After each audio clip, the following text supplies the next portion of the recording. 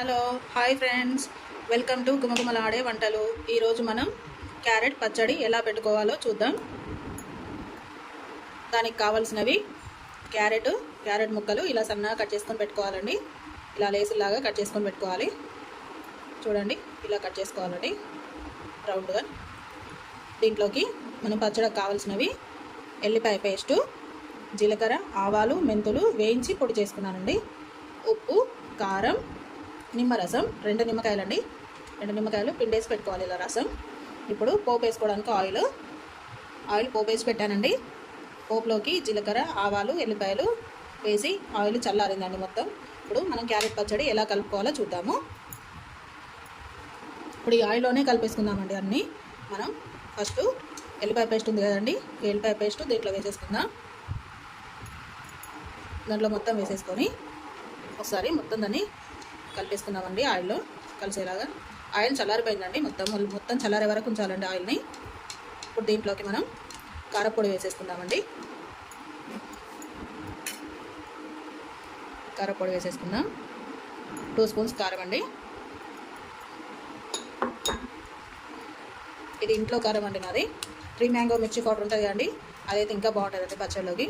నా దగ్గర లేదండి ఇప్పుడు అందుబాటులో, అందుకని నేను ఇంట్లో వాడే కారమే వేస్తున్నానండి. దీంట్లో మనం జీలకర్ర, ఆవాలు, మెంతులు వేయించి పొడి చేసుకున్నాం కదా, ఆ పొడి కూడా వేసేసుకుందాం దీంట్లో. ఇది కూడా 2 స్పూన్లు అండి. కారము పెద్ద స్పూన్తో 2 స్పూన్లు అండి. ఈ జీలకర్ర మెంతుల పొడి చిన్న స్పూన్తో 2 స్పూన్లు అండి. సాల్ట్ 2 స్పూన్లు అండి. ఇప్పుడు ఇవన్నీ కలిసిపోయాయి కదండి మంచిగా.